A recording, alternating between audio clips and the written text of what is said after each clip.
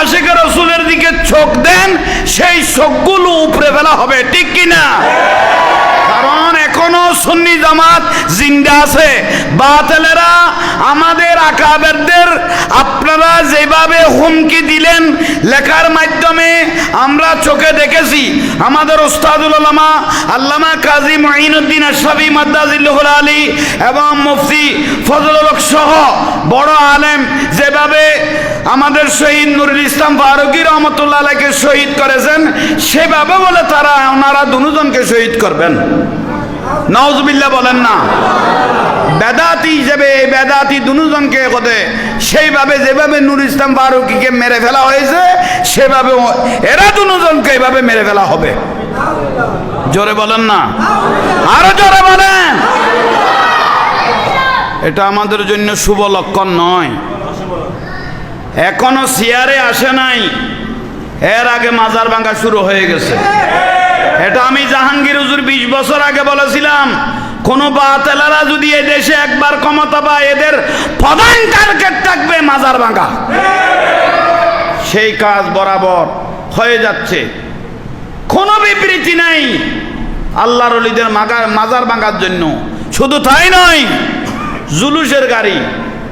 জুলুসের গাড়ির উপর আক্রমণ, জুলুসের গাড়ির উপর তারা আগুন জ্বালাই দিয়েছে, ঠিক না? কিছুদিন আগে তো দেখলেন ওরা কত বড় জালেম, আব্দুল ওয়াহাব নজদির বংশধর, যেভাবে এজিদে মসজিদে নববীর পবিত্রতা নষ্ট করে দিয়েছিল, আযান ইকামত 3 দিন বন্ধ করেছিল, ঠিক একই নিয়মে বাইতুল মুকাররমের মধ্যে শুধু জুতা নিক্ষেপ নয়, জুতার বাক্স পর্যন্ত তারা একজনকে একজন মারতে লাগলো, ঠিক না? মারাত্মক বিষয়।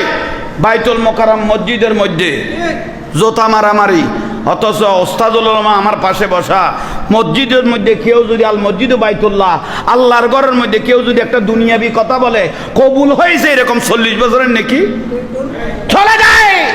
আর সেই মসজিদে সুন্নি ন একটা সালাফি একটা কওমি, বলেন এটা আমাদের সুন্নি নাই, সালাফি মানে আহলে হাদিসের কওমি, এগুলো শেয়ারের জন্য একজনকে একজন জোতা নিক্ষেপ করতেছে, জোতা মিম্বরে পড়তেছে, কোরআন শরীফের উপর পড়তেছে, কলমার উপর পড়তেছে।